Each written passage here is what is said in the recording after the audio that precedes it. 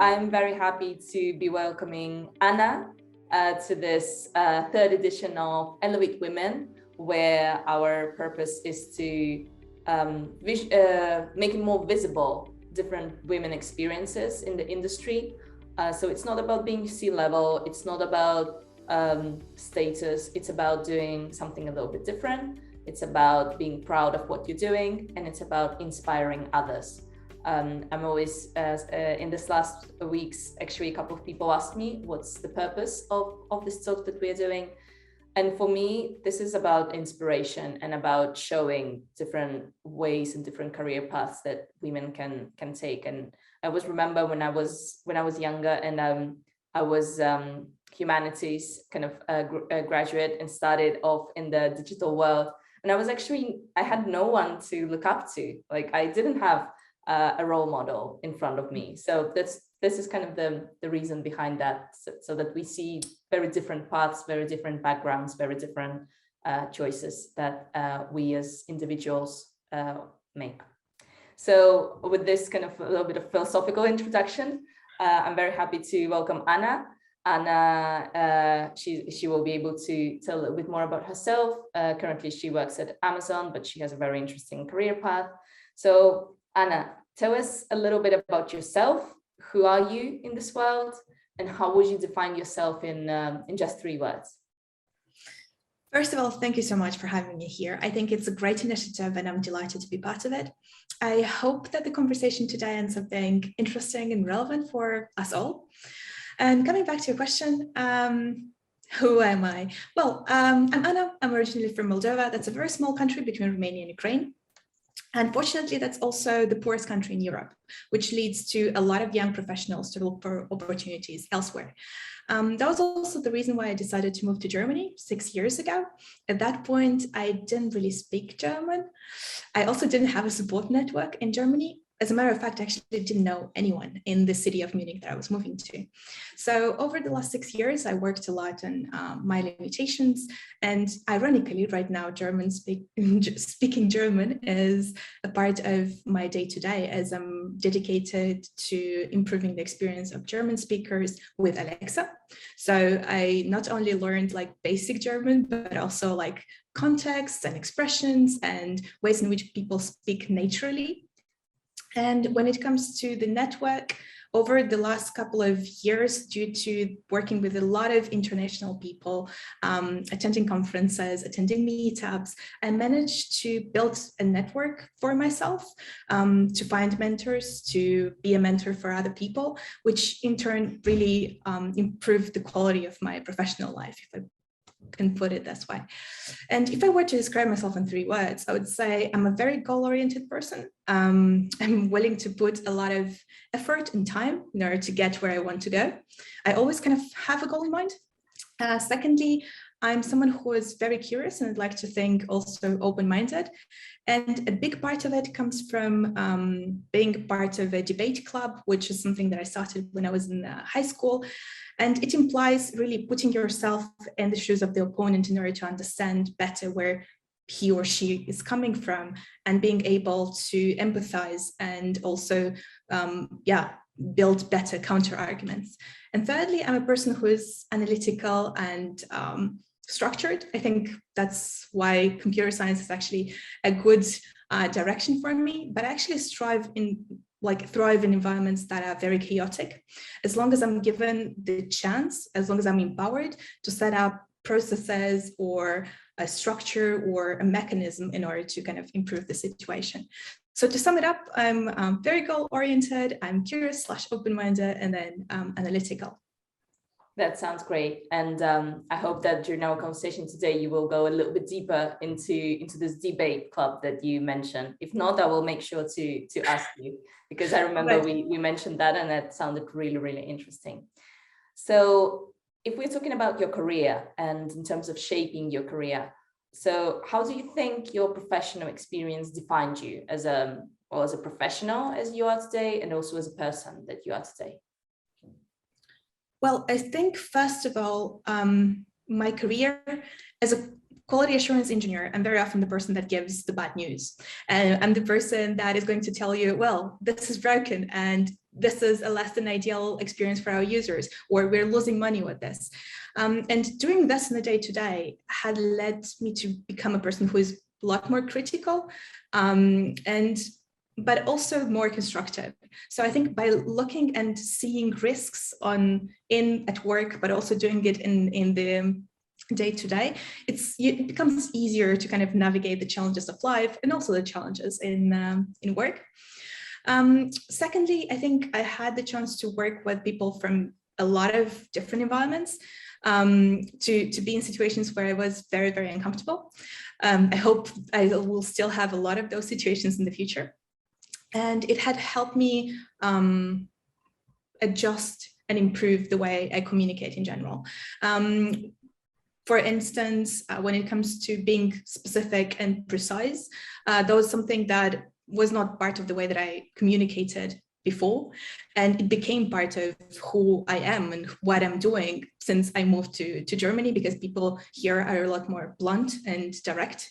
And not only I'm doing this work, I'm also doing it in my private life, which actually had improved a lot the way that I work together with friends and also with my husband, because the more clear one is about what they would like to see, the better the chance for that actually happening. Or at least that, let's say that's my opinion there. This is great. This is great. And do you think that also what you were describing, how you were describing yourself as analytical, as goal-oriented, etc., perhaps that, like, changing the question the other way around, I think that also helped you maybe arrive where you are now, you know, in such a competitive environment where you are, don't you think? Yeah, I think you're absolutely right. Actually, to be honest, when I chose computer science, I did it because my brother was working in computer science. It was not something that I did not realize at that point that I had the skills for it. I just did something because I had an example and I wanted to follow that example. And just over time, I developed those skills as part of, thinking about algorithms, developing algorithms, evaluating the pros and cons, that it's actually, those skills ended up developing and they became more a part of who I am. Yeah, that sounds great. So I also wanted to remind our attendees that you can ask your questions in the chat or by, just over voice. If you're putting them in the chat, I promise I will not ask anyone to do it with the camera. I promise. We already have some stuff in the chat, but let's continue with our questions, and then we will go there, because it's always very interesting to hear from the attendees. So another question I wanted to ask you is about life-work balance, especially, as I said, you work in a company like Amazon. I think there is quite a lot of pressure in terms of work. This is what I heard from other people I know working at Amazon. So you don't need to tell us about your day-to-day, I mean, as you wish, but I just wanted, how do you create balance in your day-to-day life? I think that's a lot of work in progress. I'll have to be very honest here. And the challenge is not necessarily, I would say, the pressure. I would say it's rather the fact that I'm working with the people that are located in really, really far away places in the world. So up until now, the majority of the companies that I worked with, my colleagues were in the same time zone, or maybe 1 or 2 hours in front or back.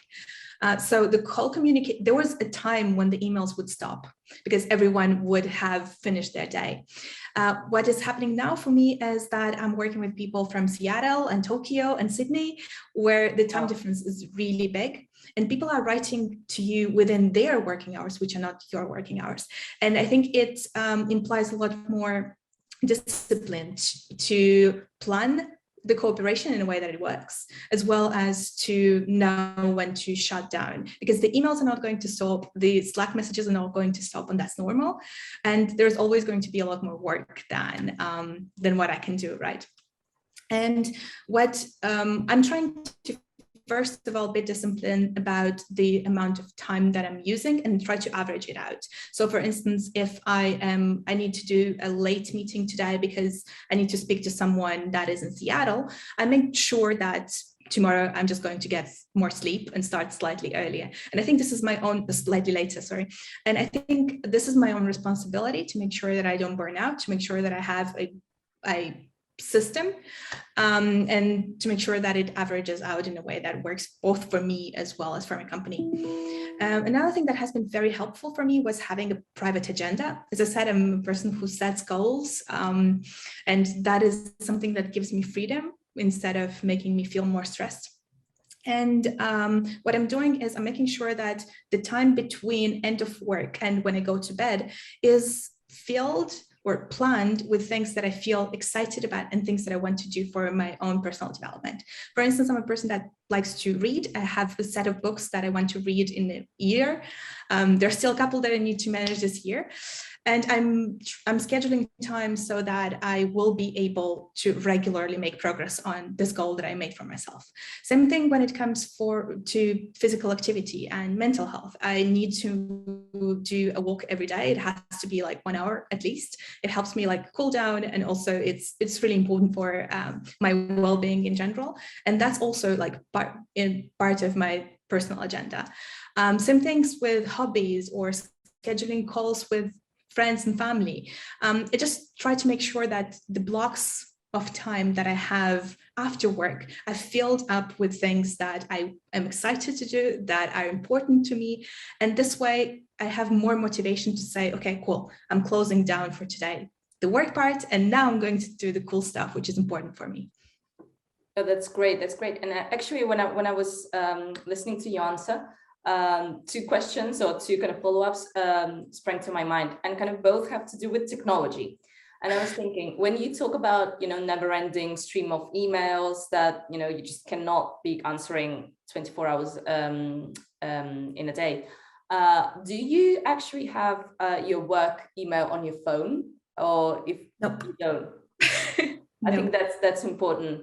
I need to be honest, I do, but what I figured out that works for me, I switch off the notifications so that I'm in control. So if I want to go and check my work email, it's my decision, and I go and check it, not because I have a notification of an incoming email. So you don't have at all? No, I don't have it, because I noticed I used to, I scheduled, I set it up in the very beginning. But then what happened was that every time there was something new, something interesting going on, or something that I could add value to, and I noticed that I was kind of diving into the rabbit hole of addressing something immediately, even if I don't have to. And I do check my emails once in a while. Also, sometimes I would open it and check it on a Saturday if I feel like this is the moment when I should be doing something, or maybe preparing a little bit before a difficult Monday. However, I think that the more hurdles I put between me and the email, the better. So I prefer to not have it on the phone. Same thing goes for Slack. So it needs to be a very difficult choice for me, so that I think twice before I do it in the time when I shouldn't be. No, you're right. Yeah, I need to recognize that I sin of both. I have both Slack and email, and one email on my phone. Yeah, but without notifications, which is important. Yeah, and then second one I was thinking also, you were saying how you also plan out your free time in a way that is not exhausting but exciting for you. And do you use any technology for that? Like, do you use Google Calendar, or do you use Google Sheets or whatever, or do you just do it in your head? I think, to be honest, I used to have it a lot more obvious in my calendar. At the moment, it's become a little bit of a routine more than something that changes too often. So I don't really need to have it on my phone in my calendar. One thing that is very helpful for me is I have reminders to keep in touch with people that I don't see very often, and with people that I don't talk to very often. And that's something that I do have reminders for in my calendar, so that I make sure that, not only when it's the person's birthday, but also I haven't spoken to this person in 3 months, maybe I should just say hi and check in. And for that, I have blocks in the calendar. But yeah, I think that sounds super, super German of me. Sorry about that. But I tend to have, when it comes to people, I do have reminders in my calendar, unless it's super obvious, like speaking to my mother, which I don't need to plan in my calendar. Yeah, no, that's great. I think especially with the pandemic, this is a very good decision when we don't see our loved ones that often, to have it planned. Yeah, that's a good one. So next question I have, and it's almost the last one, is about kind of challenges. What challenges have you been involved, and how did you get out of your comfort zone? Can you tell us a little bit about that? Yeah, I would say there are two groups of challenges mostly that have been really prominent in my last 6 years, but overall in my career, I would say. The first one being working effectively with people from different cultural backgrounds and different professional backgrounds. And here I slightly touched on it earlier. When it comes to working with people from Germany, I really needed to adjust the way that I was communicating, because before moving to Germany, I was reporting to a fantastic manager in the UK. And the way that he would communicate was a lot more indirect. So he would say things like, I think it would be great for the team if X happened, or I suggest this course of action or this other course of action. He would never start a sentence with, I want you to, I expect you to, I demand this, which is exactly the way that my German manager communicates. And it was not only the part of digesting this and without taking it in any way that it's not, but also reformulating the way that I communicate. Because if I formulate things like, I think it would be nice for the team to do X, my German manager took it as a wish, an aspiration, something that would eventually happen in the future, not something that I wanted his immediate attention on. So this was a challenge when it comes to communicating my thoughts and also adjusting to it culturally. The other part of the challenge has been working with people from different areas, especially from the perspective of the role of a quality assurance engineer. As I was saying, I'm very often talking about risks and problems, and people don't really enjoy talking about that too much, especially if you are about to release a new feature and it's just everyone wants to push it out of the door, and then you have the one quality assurance person that's like, no, we actually cannot do that because X. That's not very well received. And I worked a lot on the way that I deliver this message, because it's still an important message and I still need to stand my ground. However, it can be delivered in a way that is taken a lot better. For instance, instead of saying, this is broken, we cannot release this, I can dive deep into the data and be more specific as to what the impact of the issue is. And I can discuss with customer engagement, or maybe a developer, or maybe someone else, to determine what would be the steps that we need to take in order to address the problem. So instead of saying, well, this is broken, I would say, okay, this issue affects the customers in this way, which makes us lose money. And I propose we do A, B, and C that would improve the situation or mitigate the risk. So when you deliver the message this way, it's a lot easier for it to be accepted by the other roles in the team. And it's a lot easier to empathize with them as well. And the second group of challenges, sorry? Yeah. No, I was going to say that. So you think of positive communication and also focusing maybe also on solutions, not only on the problems, right? Yeah, exactly. And also trying to think what is in for the other members of the team. It's like, what is important right now for the product owner who is trying to get this issue in production? What is important for the developer, and how I can reflect the fact that I do understand their concern, or I do understand what's important for them, while still standing my ground and fighting for the things that I find important. I think it's a very tricky balance. This is why it's still a work in progress. It's still a challenge. But I think, it's, for me, it has been key to working more efficiently with people in different roles. And going to the second group of challenges, I would say that was around acknowledging the value of my own experience. And I'm going to tell you a story. I wanted to attend a conference in the very, very first year when I came to Germany. The conference happened to be quite expensive, and my manager at that point had a very limited development budget. So given that going to the conference would have involved travel costs, hotel costs, as well as the conference itself, which was not cheap, my manager could really just not afford it. And instead of saying, no, you cannot go there, he said, why don't you go and speak instead? Because this way, the conference organizers are going to cover the costs. And then it's kind of like a win-win, right? You attend the conference that you wanted to, and also I don't have to pay for it. And while the idea sounded great in theory, I struggled to find something that I can talk about at a conference. For me, at that point, I perceived everything that I was doing as extremely normal, something that everyone else was doing. And I didn't think that anything in my experience at that point, also I had very limited experience, I still do, was relevant for anyone else in the room. And in spite of this, I still delivered the talk. And it wasn't until I finished delivering the talk, I got questions, I got feedback, that I realized that people were in very different paths, different moments in their journey. And a lot of the things that I told them were actually practical and were things that they could do something about. And not everyone was doing the things that I was doing. Not everyone had the same context. Not everyone had the same problems that I had or found the same solutions. So in spite of me personally devaluing my own experience, it actually ended up being helpful for someone else.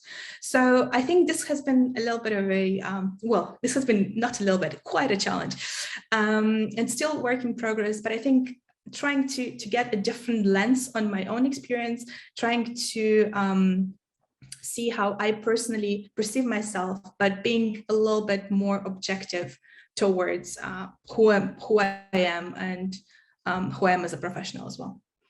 Wow, I think that was amazing. And I think that it's very typical of a lot of people. I wouldn't say just women. I think it's it happens to a lot of people that we think less of ourselves and we kind of idealize other people.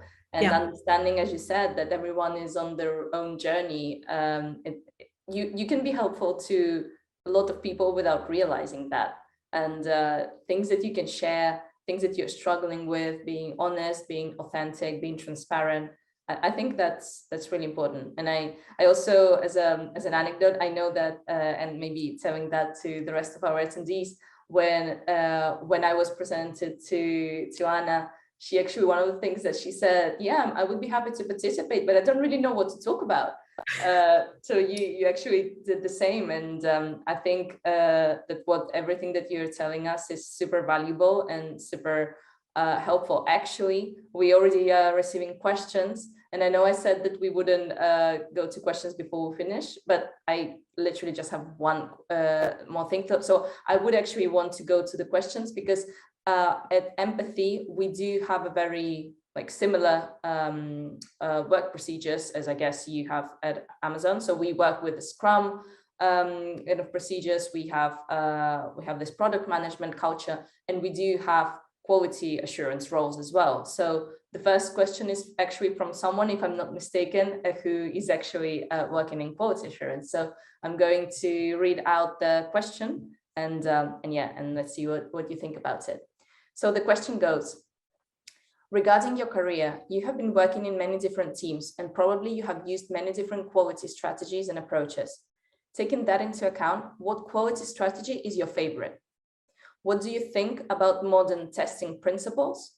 And do you apply them in your day-to-day right now? All right.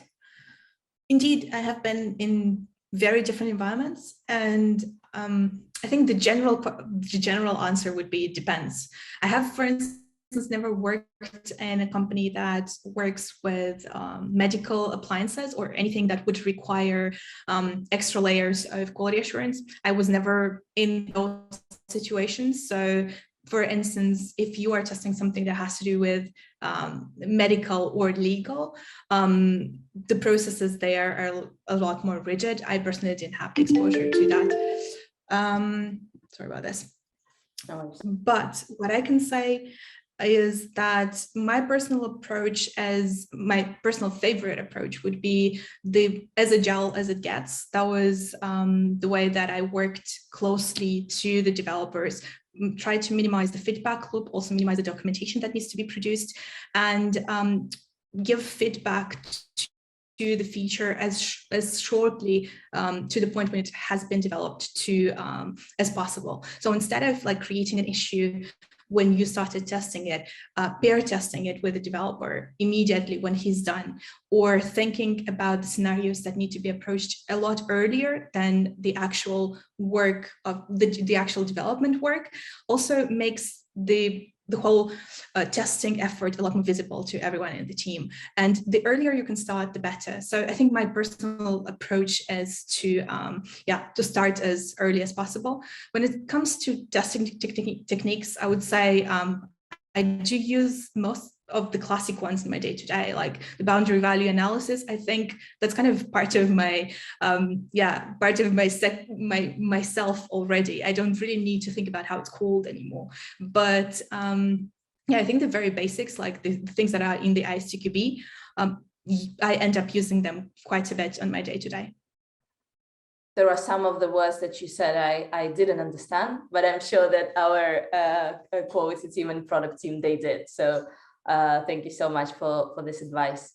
We have another question, which is actually the same as what I was going to ask you anyway. So it's great that that's coming from the audience. So I'm going to read out this question too. So it goes: what would be your advice for the youths that are just starting their careers?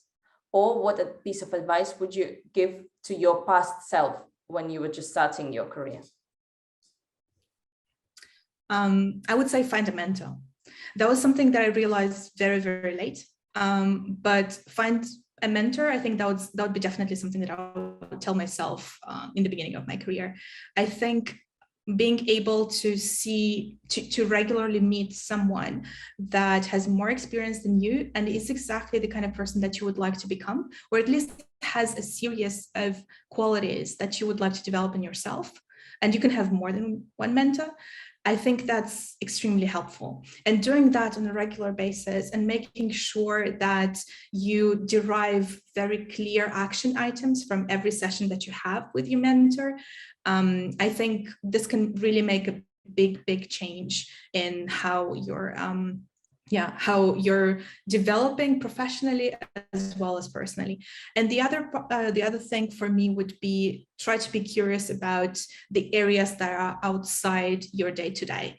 So I could very easily say my role as a quality assurance engineer is to test this. So it starts when I start testing, it ends when I finish with the report, and that's it. I don't care about what the developers does before that. I don't care about how the whole thing ends up being in production. And while this approach is not necessarily wrong, for me personally, trying to open these doors in both sides have been a very deep learning experiences, has created a lot more cooperation and better cooperation with the people upstream and the people downstream. And also it had allowed me to develop skills that are needed in very different environments. So instead of saying, oh, in my company, I do X, now that I have a better understanding what my developers are doing, what the people in customer support are doing, and I can empathize with them, sorry about that, I can really move into a different role and shape it based on the context of the company. So yeah, to sum it up, I would say get yourself a mentor. And secondly, be curious about areas of work that you're not directly responsible for, but that are important or could be important in the future. I think it's a very good advice. And how does one, especially when you're just beginning your career, so how does one find a mentor? What do you think? I think there are a bunch of communities that, when it comes to quality assurance, for instance, there is a big community that is called Women in Testing, which is exactly what you think it is. And you can really directly message someone and ask for advice. I would say you should be reasonable. So like, you cannot expect someone that doesn't know you at all to spend hours with you in order to improve your CV, but you can still get 10, 15, 20 minutes of someone else's time.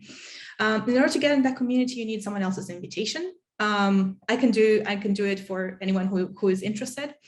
But the easier way would probably be to join the community from the Ministry of Testing. That's a very big quality assurance community. You can join their Slack channel easily without getting an invitation from anyone else. And it's the same. It's like they have challenges. They have a lot of people that are very active. You could ask questions about your day-to-day problems, or actually connect to people and find a mentor. And then I think people at work could also easily be mentors. Your manager could be your mentor to a certain degree, but it doesn't have to.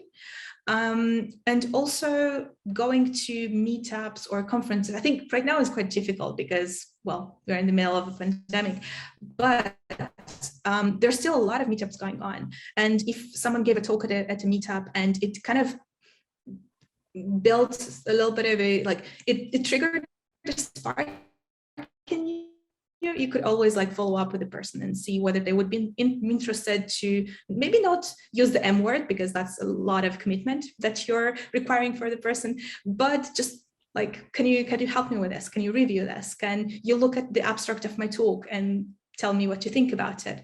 So I think there are like different opportunities to reach out to the community, and the mentor could be anyone. It doesn't really have to be someone that is technical in the first place.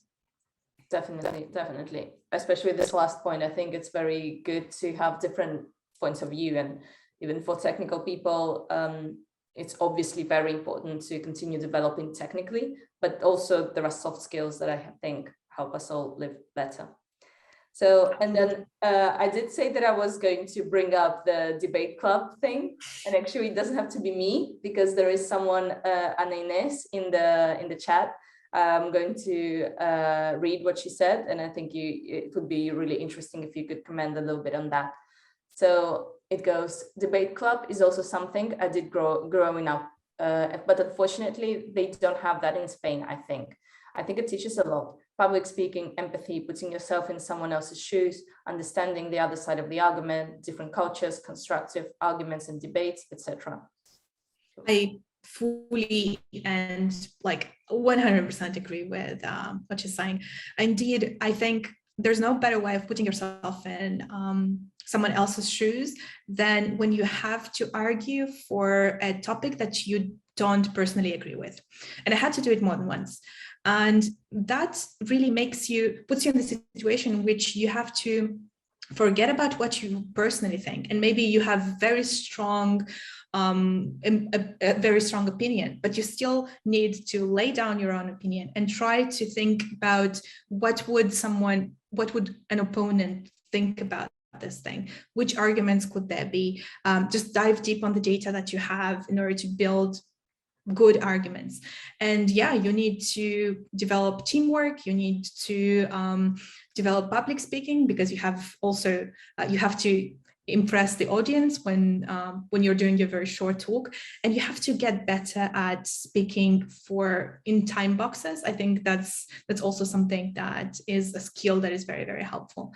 I don't know exactly how is the setup in Spain when it comes to debates. In my case in particular, I got involved with it because one of my teachers went to a training where she was told that this would be something that we could organize.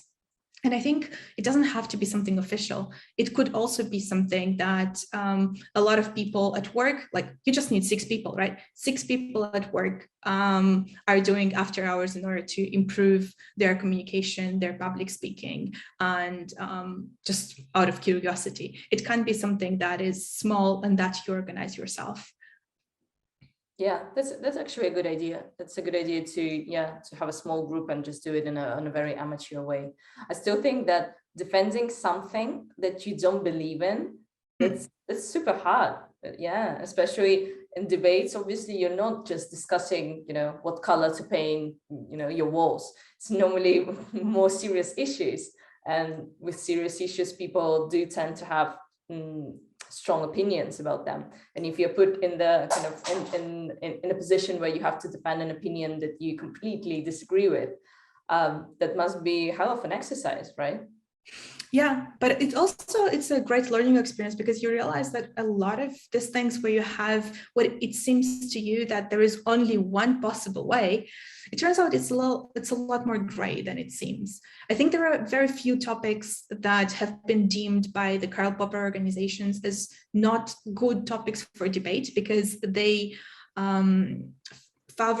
they bring a bigger advantage to one of the groups because it's so obviously like such an obvious topic that there's no need to debate it. But there are very, very few of those. The majority of the topics, if you start kind of diving into the data and looking at actually research that has been done, you realize that it's not as black and white as it might seem. Yeah, probably. So yeah. Before I forget, I just wanted to say that what Anna just said about the women in testing community and the invitation. So if anyone here would be interested, reach out to me so that I can put you in touch with Anna in case you're interested to find a mentor in that community. Good. So we are very well on time. I don't know if there are any more questions to Anna. If there are, you can write them down. You can raise your hand if you want to speak, or if not, we will just be thanking Anna for her time. I think that this has been very, very helpful. And I think having you with your unique vision, your career path, working in QA, which again, it resonates a lot with empathy, not always talking about business profiles, etc., but having someone who's closer to the product.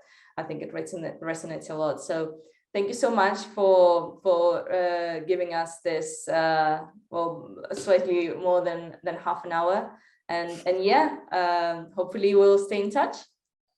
I'm looking forward to that as well. And thank you so much for having me. It has been really interesting. Also, thank you for the questions. It made me think twice about, especially like what I would give myself as an advice. I think that's a very tricky one. But all in all, yeah, thank you so much. And I'm looking forward to keeping in touch with you. And if I can help you somehow get a mentor, or like if you're interested in any other things that I kind of briefly touched on, just feel free to contact and I'm happy to just have a more detailed chat on those. That's great. Thank you so much for this invitation. So thank you, Anna, and thank you everyone for your time. Bye-bye.